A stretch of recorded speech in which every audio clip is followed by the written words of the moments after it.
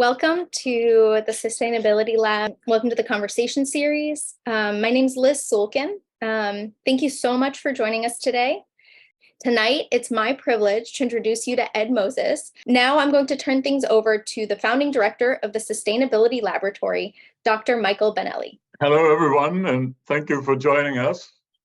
Welcome, Ed, for joining us tonight. It's a real honor to have you. Tonight, we'd like to explore with you the topic of laser fusion energy, the current state of the technology, its promise for the future, including some of the broader economic and societal implication. But first, please introduce yourself to our audience. People have seen your bio and learned about your stellar career in the announcement. So let's get a little bit more personal. Tell us about your life in science, the making of Ed Moses. But you're growing up, what made you choose your field, major milestones in your personal development, key event, important mentors, inspirations, and the like. Please. Okay, thank you very much, Michael. And I'm glad to be here with all of you. When Michael asked me to talk about my essentials, as he said, I hadn't thought about that ever in my life. But I am the quintessential baby boomer. I was born in '49. That was the day that everything peaked. I'm a first and second generation American on my father's side and my mother's side. I grew up in the suburbs of New York City. My father was an engineer and businessman. My mother ran the family. I grew up during the 50s and 60s, which is a pretty tumultuous time of threats and change. In fact, when I think about what I grew up with and people my age, you know, we were in the post-World War II Cold War. It was a good time for all. Vietnam. It was the time of civil rights was growing and other rights, which were really important. They affected me deeply. And also we had the Beatles, Dylan, and the Stones and the like. So this was all going on simultaneously. But while it was going on, there was something else that was really important to me that I sort of knew at a young age was where I was going. First of all, you know, I was there for the space race from Yuri Gagarin, the first Russian astronaut or cosmonaut to go into space, and all the American programs. And, you know, I always look at the space race picture, you know, Earthrise over the moon as sort of the most important environmental picture that's ever been taken. And I don't think it ever could be beat again, you know, giving us another view of ourselves for the first time. I was also there for nuclear energy. This is Indian Point, not so famous right now or infamous right now. But I was there when they were building it. We used to go on school trips to see it. It was just terrific. I was there for the first transistor radio. You know, that was an 8 transistor radio, for the first computers and the Green Revolution. So all this stuff was going on, and I was kind of aware of it as a very little kid. And these shaped my interest in education. I went to Cornell University. I got a bachelor's in engineering, then a PhD in physics and engineering. And here you can see Ed at the age of 21, a little different looking. And I was actually working on one of the earliest tunable lasers. Most people think of lasers as single color. This was lasers that could scan a lot of colors and also very short pulses. In fact, there were such pulses that, you know, a beam of light was only about 1/100th of an inch long. And, you know, light travels pretty fast. So that's what I did. This put me further into my career trajectory. You know, I worked on cancer treatment using Monte Carlo techniques to increase the efficacy and decrease collateral damage from cancer treatment. I hope you never have to use it, but it's a lot better because of what we did. I worked in defense programs. I worked in the Giant Magellan Telescope, which is a new class of telescopes. I was the president of that, 30-meter telescopes being built in Chile. And very importantly, we're going to be coming back to this today. I was responsible for the design, the construction, and operation of the National Ignition Facility. The National Ignition Facility is where the first fusion energy was demonstrated recently. So we'll be talking about that as we go. So before we go there, maybe you can say a few words that briefly explain the basic characteristics and differences between fusion and fission. both nuclear reactions? Okay, great question. I always go back to my friend Albert. He was a deep thinker, and one of his big thoughts was, energy equals mass times the speed of light squared. This is an interesting thought because, all of us know that, well, maybe not all of us, but appreciate it, but, energy is conserved. And so when you burn gasoline and make your car go, and you look at all the balance of energy, it all stays there. It starts there, it stays there. We can always find it. What Einstein, proposed, and it was true, was that it's not only energy that's conserved, but energy and mass are conserved. So, and he came up with this famous equation, E equals mc squared. C is the speed of light. It's a very large number. C squared means C times C. So it's a very, very large number. And so the multiplier for energy from mass changes, small changes in mass, can get huge changes in energy. In fact, the reactions are millions of times more energy dense. So if you had, a million gallons of gasoline and, a big tank of gasoline and 1 gallon of fusion fuel, you'd get the same energy from them. This is why it's so interesting that fusion and fission have such huge energy potential. Just to say this, fusion and fission work on the nucleus, whereas the, burning things work on the electrons in an atom. It's a big difference. And so, the question is, what are the differences? Well, there's a lot of differences. In fission, we split a larger atom into two or more smaller ones.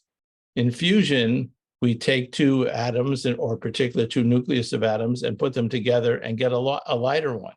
But because there's a change in mass in each one of those reactions, we get a lot of energy out of it.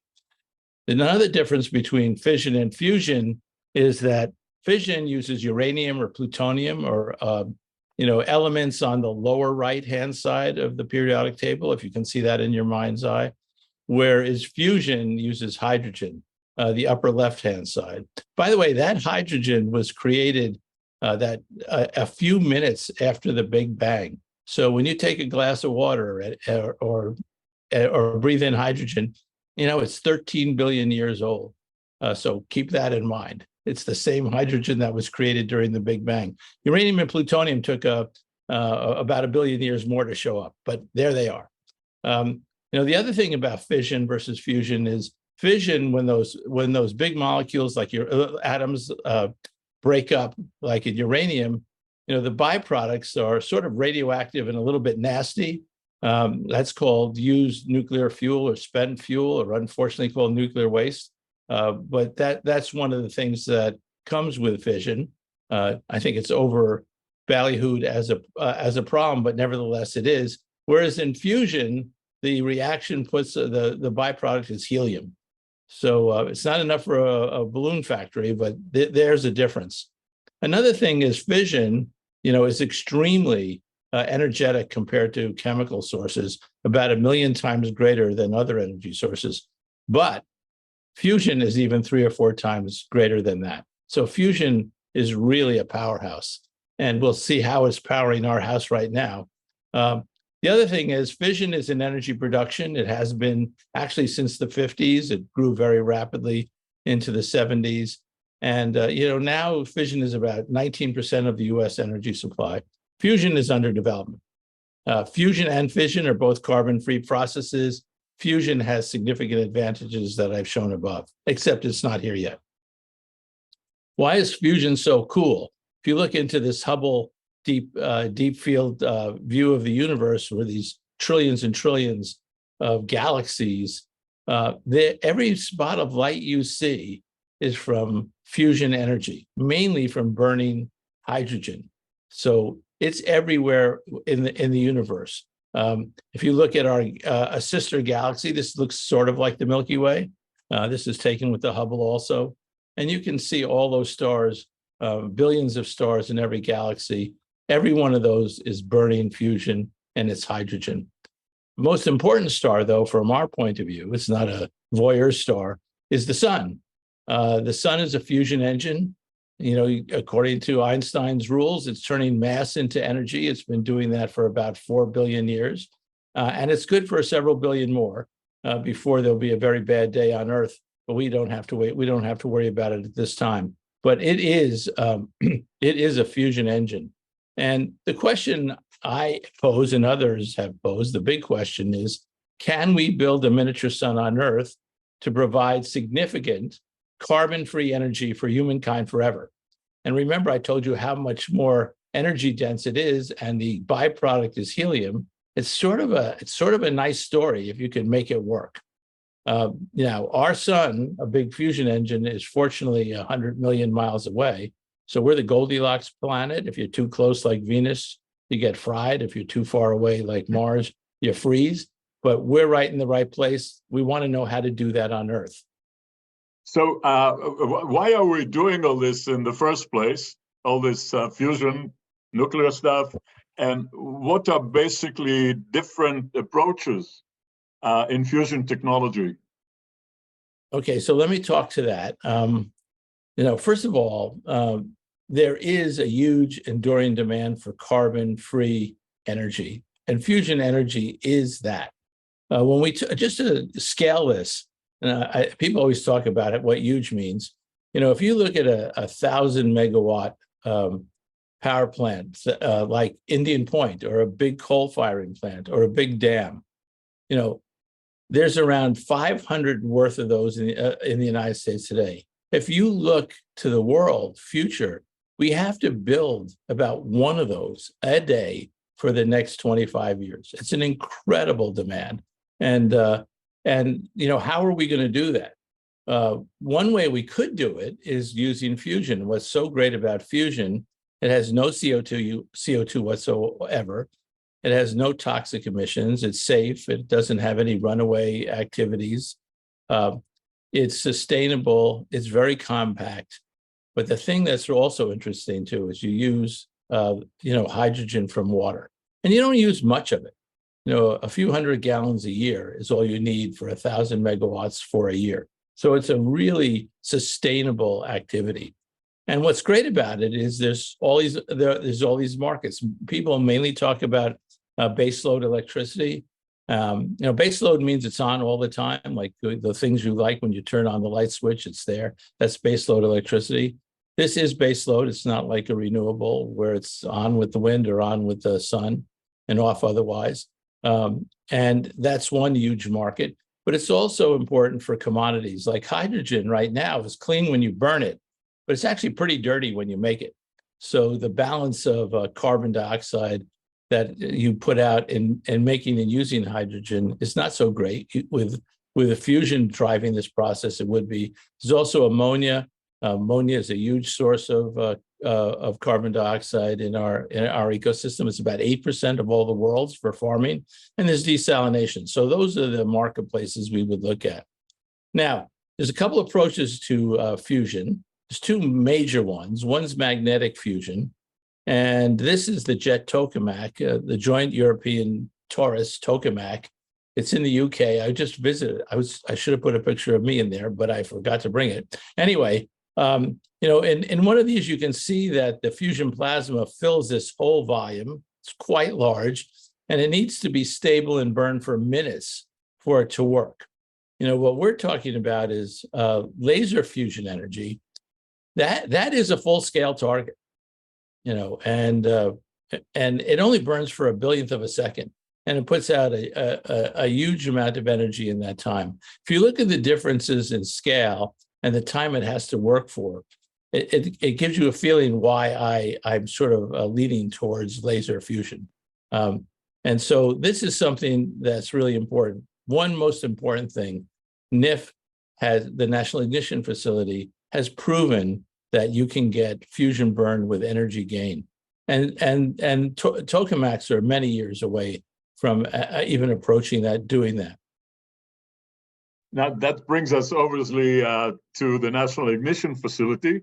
The National Ignition Facility is at the Lawrence Livermore National Laboratories in California. Maybe you can tell us a little bit about the history of NIF, about the physics that is involved, about the technology, all those aspects that are so fantastic to learn about. So I just have to say before I show this, I want you to know Michael became a disciple of NIF when he visited us about 12 years ago, I think. In 2010, we had just turned on this facility. It's just a wonderful facility. This is the scale of it. This is the NIF. On a nice spring day where the pear trees were blooming, and it's around 700 feet long, so it's a couple of football fields long. And on the right in that building is where the lasers are. We'll see those in the inside in a second. And where that tan building is actually where the fusion takes place. Now, this facility, fusion as a concept, was invented in 1960. It's a great story. This guy, Ted Mayman, down at Hughes Aircraft, demonstrated for the first time a laser working. By the way, 25 years later, I was sitting across the hall from his laboratory. And even though it was one of the greatest inventions of the 20th century, he had a little plaque, Ted Mayman, first laser. Anyway, forgetting that.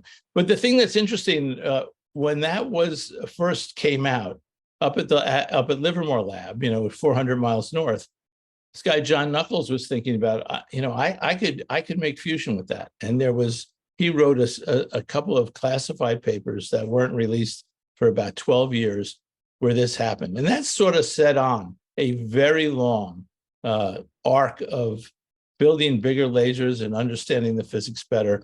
And NIF was built during the 2000 to 2010 period.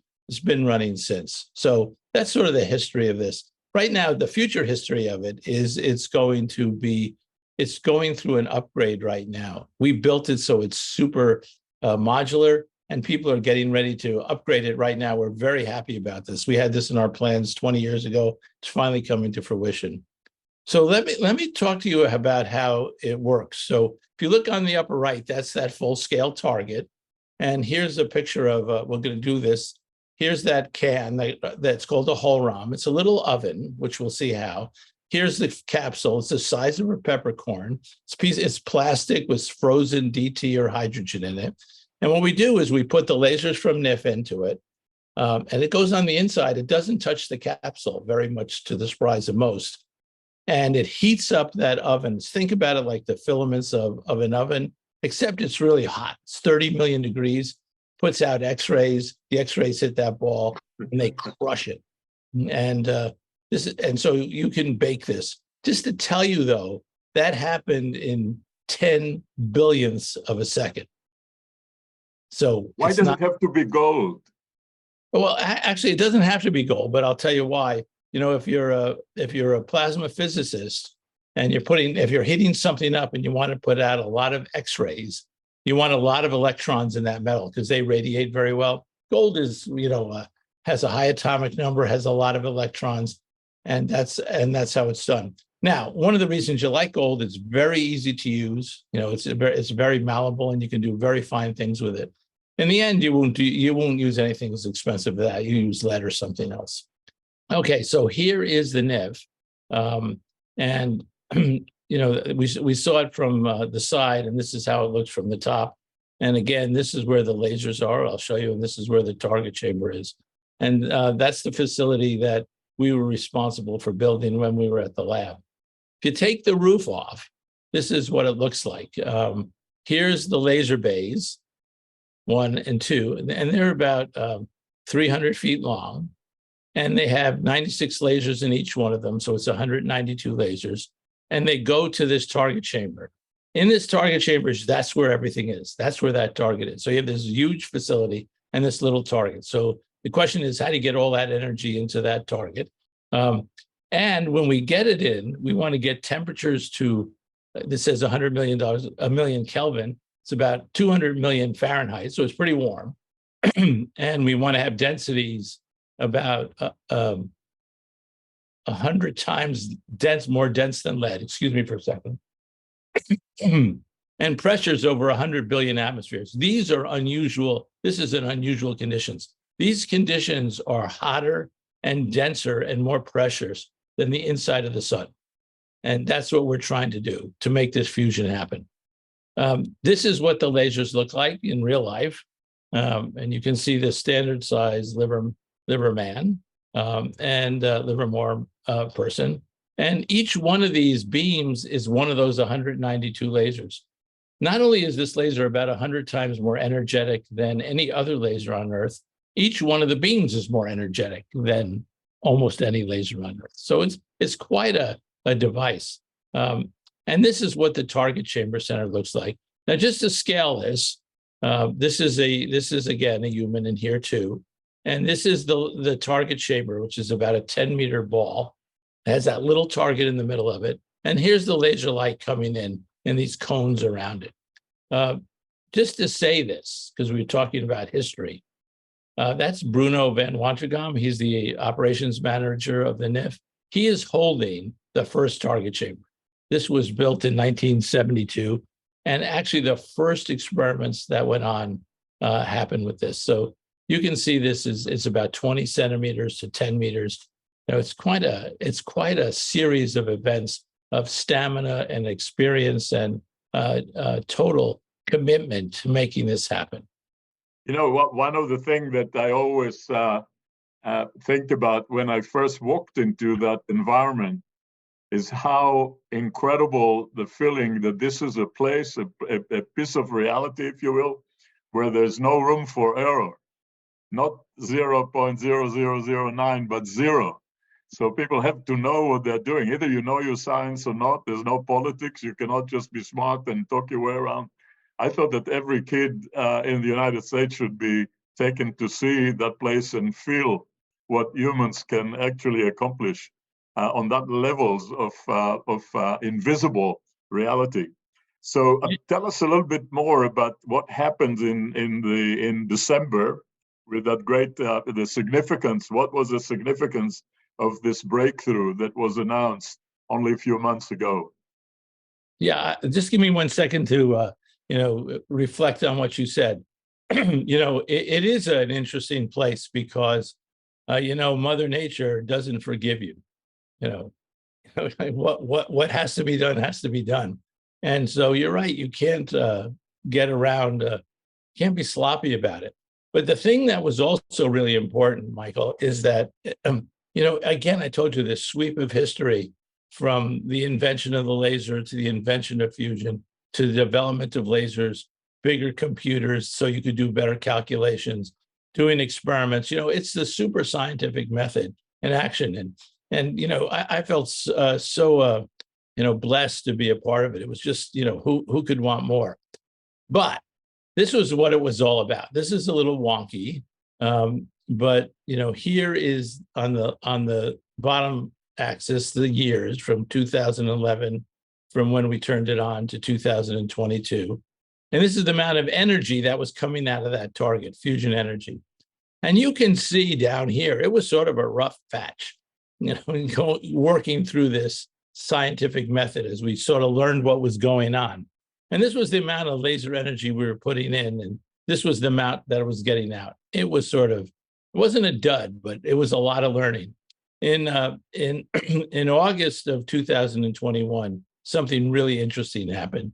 The fusion plasma actually started self-heating. So this is like when you put a match on a piece of wood and get it lighting, it can either peter out or it can start making enough fire that it sort of heats the wood around it.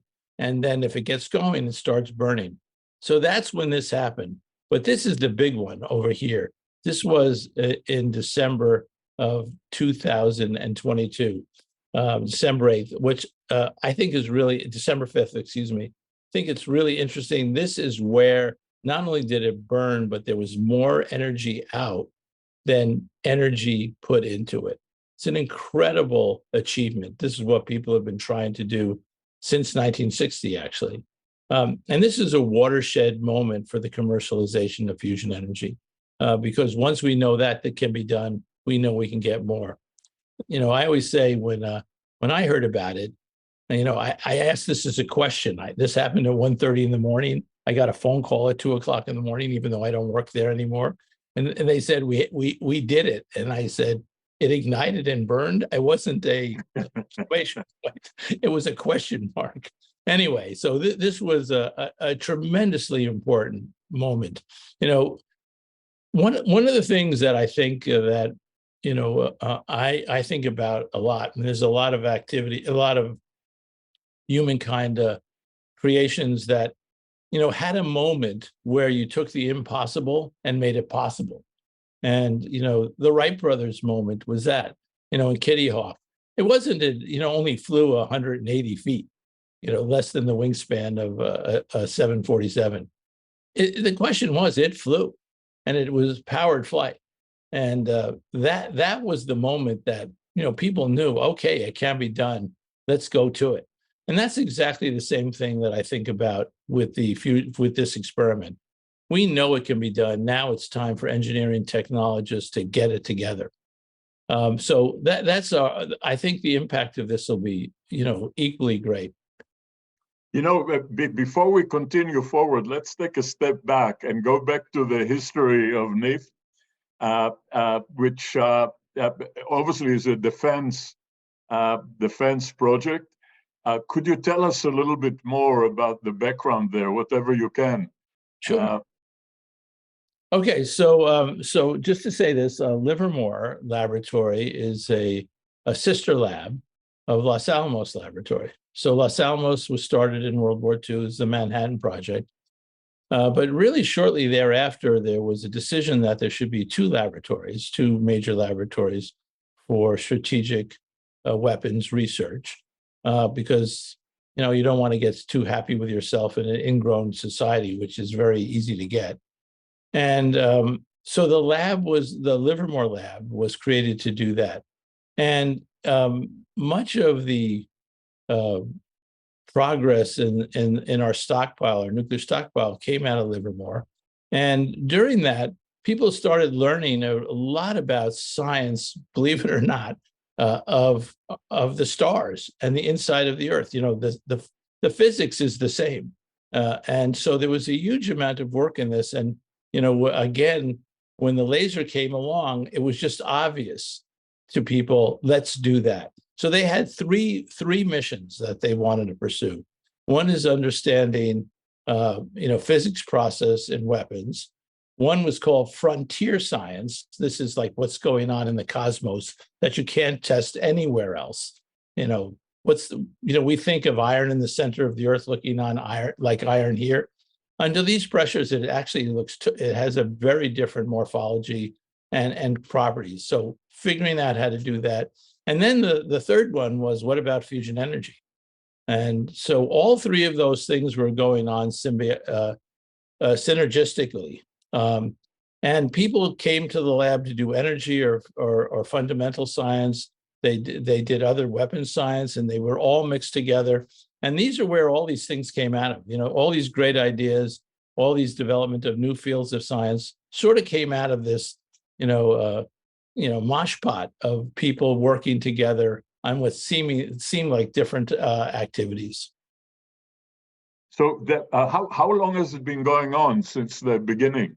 How long we've been there to get to this ignition moment?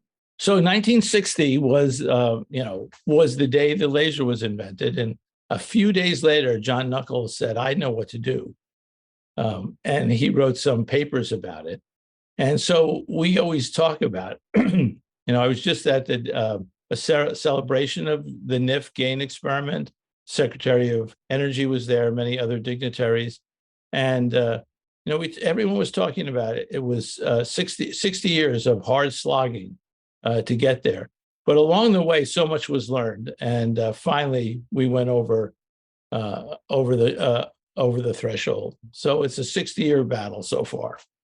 And another thing that I'm curious about is what kind of budget was involved in order of magnitude. How much was spent during that time to get to that point of breakthrough? Okay, so it's a hard question because of the things I just said. So many things were mixed up together, but I'll concentrate on the NIF only. The NIF, as it was built and finished, was a $3.5 billion project. And that was in 2005 dollars. So it was pretty pricey. It required inventing a whole slew of new technologies and building them on the outside world. In fact, a lot of the glass that you use today is, in your contact lenses and things like that, and cataract glasses, is derivative of what we developed at the NIF. Power supplies for your phone, believe it or not, these very compact power supplies came out of work that was done at the NIF. Just a whole slew of activities came out of it. And that's because when we were building the NIF, we were partnering with, believe it or not, 2,000 vendors during the whole period of time that we did it, from mom and pop shops to big companies to put stuff together. So that those dollars, didn't stay in the lab and in NIF. They went out to the United States, also internationally. And, that knowledge and products came back in and we put it together. That's amazing. So I think the next very important question, obviously this is a DoD, a government-funded enterprise. And what is the role going forward? What is the role of the private sector in further developing fusion technology? And also introduce us to the Longview Fusion Energy Systems, the company that you have recently launched yourself. Okay, well, I just want to say one thing, not DoD, Department of Energy. Oh, that's DOE, sorry. Yeah, just as an interesting story, the reason it's DOE goes back to President Truman did not want DoD to have the responsibility for developing weapons, nuclear weapons. Fantastic. He said it's enough they use them. So he set up it's now called the DOE. Agencies to be responsible for that, and that separation of powers is very strict even today. Okay, so here's the Wright brothers moment. It flew. So the question is, you're asking, what does the private industry do, and how does it get to fusion energy? One thing about the NIF, it only fires every few hours, and while it puts out a lot of energy, per shot, it doesn't have enough average power or average energy to run a city or anything. So the question is, what do you do? Well, here's one way to look at it. Pretend that I forgot to put the car pictures in. Sorry. In a car, you have liquid gasoline. You ignite it with a spark plug, and you run your engine around 600 to 900 RPM when it's idling, or higher when you're going faster, and you have it in a car body to travel along. So what you're doing is you're taking energy stored in the liquid gasoline, burning it, turning it into, burning it often so you have enough energy or power to drive your car, and then tootle along down the street.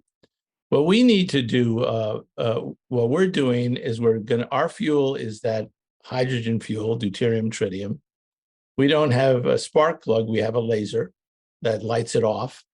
And then we have an engine that looks like this. I'm going to play it. Remember those little targets? So if you just put those targets in and the lasers come and bash it.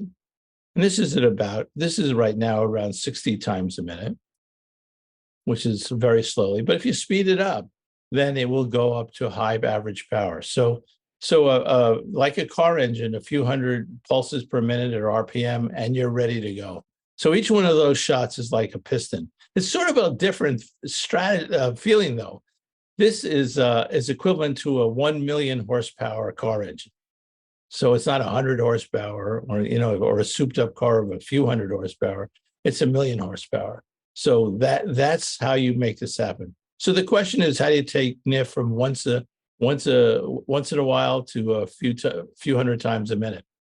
So when we were doing the NIF, I got some money. This is from the government, to do a power plant design that would do exactly that.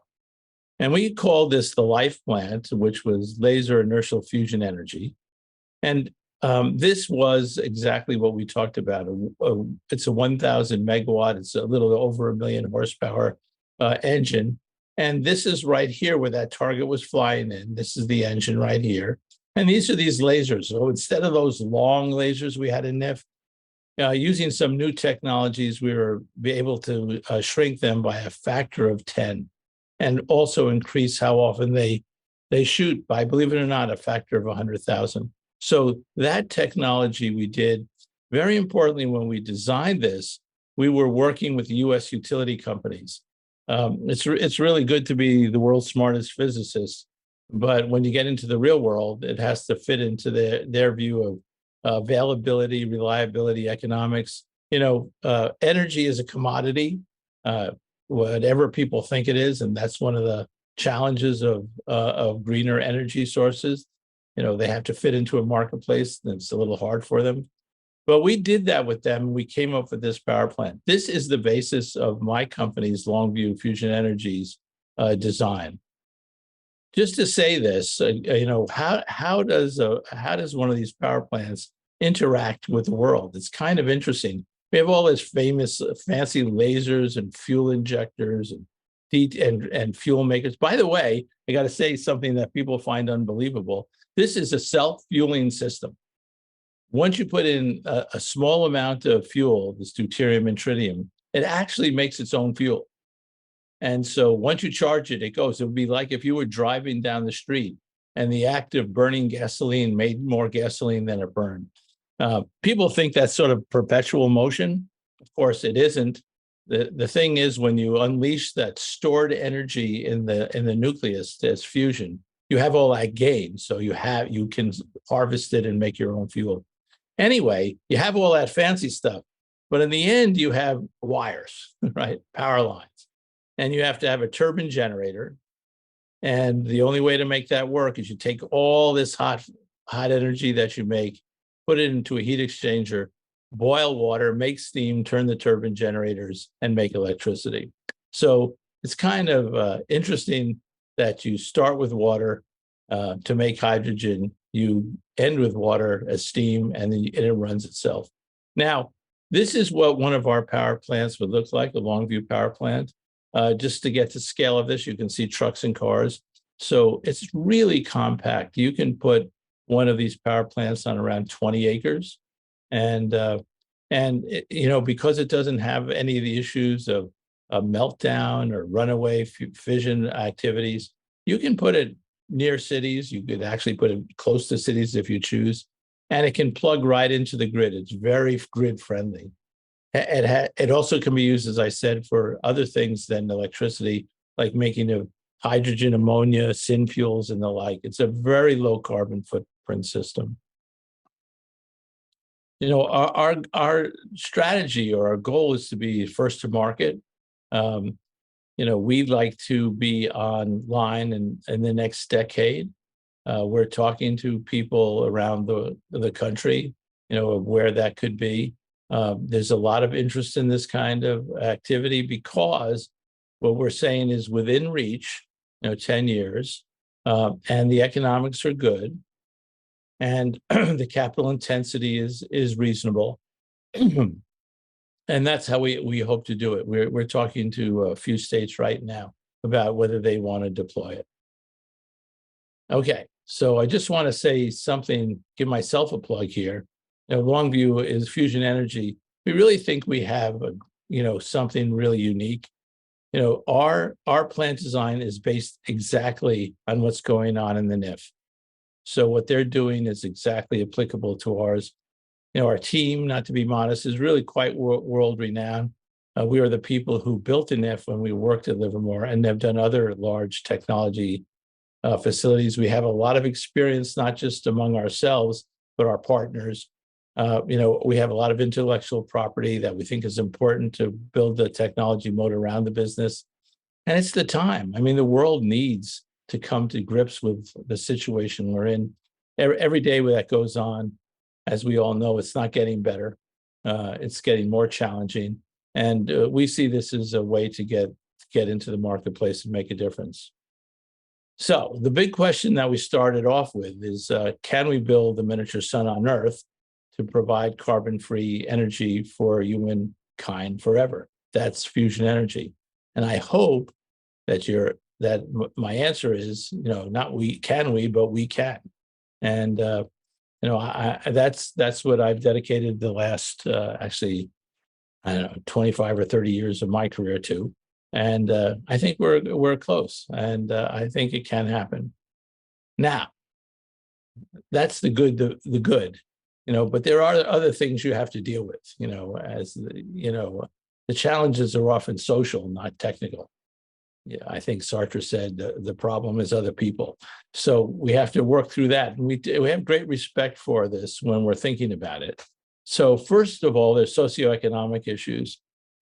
As we all know, there's resistance to new energy products, not productions, entering our ecosystem. And that is in desperate need for new energy sources. And so that's one thing we have to overcome. We do a lot of work with NGOs, government agencies also working through the issues that people have that have to be resolved in order to go forward. The fact of the matter is, besides energy, this is a huge job industry producer that could have a major effect on the United States and international industries. Which brings along the ethical considerations that, there's diversity, equality, inclusion, and accessibility. But one of the big things that is important and is growing in importance is energy justice. As I said, energy is a commodity. It's not well distributed or evenly distributed. One of the things we'd like to do is be a part of that. Who will own it? Who will control it? And who has access to it?